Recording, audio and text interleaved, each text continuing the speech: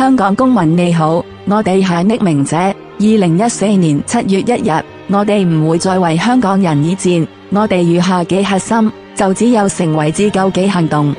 我哋沒有組織，我哋沒有團結，相反我哋只見一班香港人就係我哋身後背後開槍。我哋表示完全失望。我哋無意向學聯、學民思潮、土地正義聯盟、民間人權陣線、民主黨、公民黨等配合任何行動。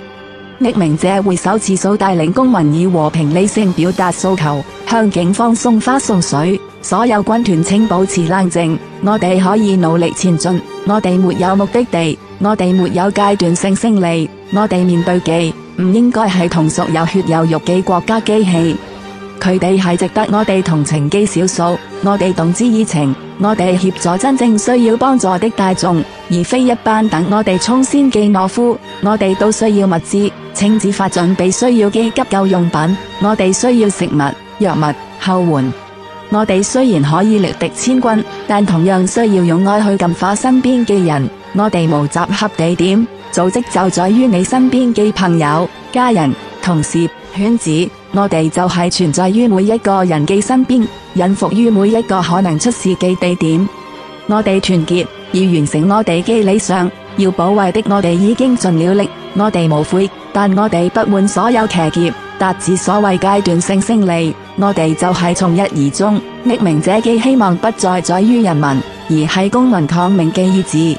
我哋嘅士氣係勢不可擋。我哋唔係要後面嘅弱者睇我哋馬首是瞻，而係我哋每一位戰士都可以無畏無懼，勇往直前，向我哋嘅敵人咆哮出憤怒，讓我哋嘅戰鼓震懾敵軍。我哋嘅存在不在於如何勝利，就算力敵最後一兵一卒，我哋都要以殺敵為依歸，向真理效力。匿名者第一條件就係尊重，而今日以上嘅懦夫組織已經失去對盟友嘅尊重，所以如果有人向福克斯面具者作出任何挑釁，請保持冷靜。我哋雖然唔會幫助佢哋，但現階段我哋依然目標一致。如果黃浩明等人阻止行動，我哋冇必要合作，因為我哋在於自救，而非援軍。最後，大隊可能有部分人位於政總立會，有部分人位於中聯辦。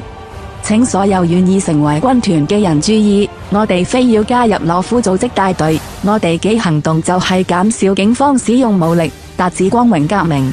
團結一致，化整為零，讓軍團團結一致達成共識。我哋係軍團，我哋唔會忘記，我哋唔會原諒，期望我們